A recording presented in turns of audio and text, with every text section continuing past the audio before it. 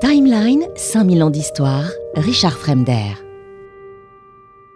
Pour sa description, on peut se reporter aux pièces de monnaie d'Alexandrie, d'Antioche et d'Ascalon. On peut également penser qu'il s'agit d'elle sur les bas-reliefs de Dendera, à côté de son cartouche. Sur les monnaies, on voit une femme au visage rude, une mâchoire inférieure proéminente, des traits grossiers, un menton assez fort, un nez busqué et de grands yeux. Pas de mention d'un grand nez, vous voyez.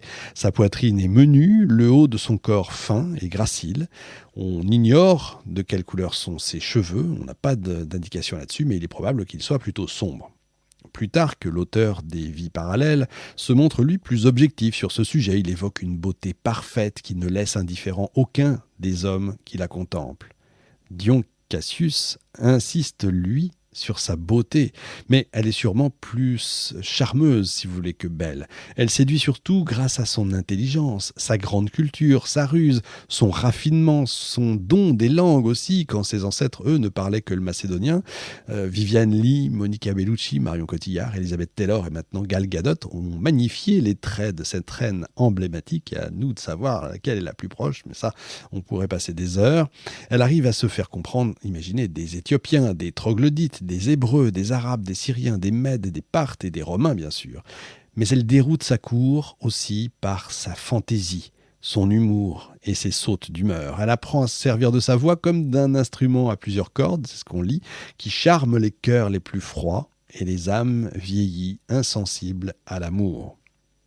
Malgré tout, elle peut aussi se montrer enfantine, étourdie, circonspecte, capricieuse, coléreuse. Elle profite de tous les plaisirs en fait que la vie lui offre.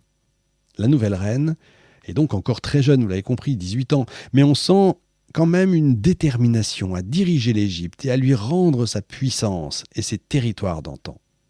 C'est le général Pothin qui est chargé de s'occuper des affaires intérieures jusqu'à la majorité de Ptolémée, tandis que Cléopâtre se cantonne, elle, aux affaires étrangères. Pothin est soutenue par l'armée, elle comprend alors qu'elle doit elle aussi trouver des alliés. Et donc, en termes d'alliés, en termes de puissance, où, encore une fois, se trouve la puissance ? Eh bien, elle décide d'abord de se rapprocher de Pompée et de Rome. Des mercenaires travaillant pour Olette viennent d'assassiner le proconsul de Syrie, Marcus Bibulus, et ses deux fils à Alexandrie. Cléopâtre fait arrêter les coupables, mais ça ne fait pas réagir Pompée, qui est pourtant un ancien ami de Bibulus. La reine lui envoie ensuite des navires, des soldats, du blé, contre l'avis d'ailleurs des Alexandrins. L'armée égyptienne se trouve alors dans une situation déplorable. Les pharaons précédents leur avaient donné des terres, vous savez, aux soldats en échange. Ils devaient entretenir des surfaces jusque-là inexploitées. Ça avait été un plus pour l'agriculture, mais pas évidemment pour les forces militaires, puisque du coup, ils sortaient des rangs. On les considérait non comme des combattants, mais plutôt comme des colons, vous voyez. Et certaines garnisons présentes en Moyenne-Égypte et au sud de Thèbes, à Crocodilopolis et à Patiris, où des réservistes et des militaires en service étaient nombreux sous Ptolémée VI, eh bien, tout cela ont disparu, ils ont été déplacés, anéantis. Fort heureusement, l'économie égyptienne se maintient, péniblement certes, mais elle se maintient grâce au commerce maritime. Et quand Cléopâtre VII monte sur le trône, le pays traverse une période pour le moins difficile. Les crues se succèdent. Et pour pallier le manque de ressources alimentaires, le palais interdit aux cultivateurs de vendre leur blé à l'extérieur. Toutes les céréales doivent être alors rapatriées à Alexandrie. Et puis arrive enfin une période favorable et le surplus de blé peut alors être vendu sur les nombreux marchés que compte Alexandrie. L'économie souffre considérablement des dépenses qui ont été faites pour gagner la faveur des Romains ou pour obtenir leur soutien. Les Égyptiens cultivent le blé, la gesse pour nourrir les animaux. La gesse, c'est une plante, vous savez, qui produit des gousses, comme des fèves. Ça ressemble un peu à des fèves, on appelle ça des gesses d'ailleurs. Ils cultivent l'orge, l'huile d'olive, les lentilles, les fèves, l'ail, le cumin, le sésame, le ricin, le lin, le miel. Ils élèvent des vaches, des chèvres, des moutons, des poules, des oies et des pigeons.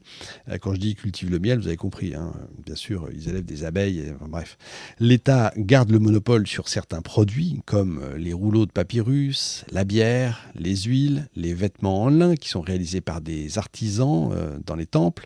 Les impôts sont les mêmes que ceux qui ont été établis par les Ptolémées précédents. Les Égyptiens qui s'engagent à verser une partie de leur production au palais sont liés par contrat ou cautionnées. Ces transactions sont étroitement contrôlées, donc tout ça marche le mieux du monde. Les productions clandestines sont court-circuitées par les actions de la police. Malheureusement, en contrepartie, vous comprenez que les exportations, elles, chutent de manière catastrophique. Les anciennes pistes qui passent par le désert sont encore empruntées, arrivant à Memphis, mais 6 fois moins peuplées qu'Alexandrie, réputée quand même pour ses armes, ses vêtements et ses objets de faïence, des vases, des bibelots, des figurines, tout ça est vendu sur les marchés à côté de poteries plus communes. La ville, Memphis, donc profite de l'exploitation des mines de cuivre, tandis que les artisans travaillent aussi l'argent et l'or pour fabriquer des armes et des objets raffinés. Les villes grecques prospèrent alors que Thèbes est laissée à l'abandon, bien que les temples de Médinette Abou et de Karnak restent actifs. Les anciens cultes sont encore célébrés par les Grecs, conscients quand même du pouvoir du clergé, notamment celui de Memphis. Mais les temples ont définitivement perdu l'influence qui leur avait permis de devenir une institution aussi puissante que la monarchie. Timeline, 5000 ans d'histoire, Richard Fremder.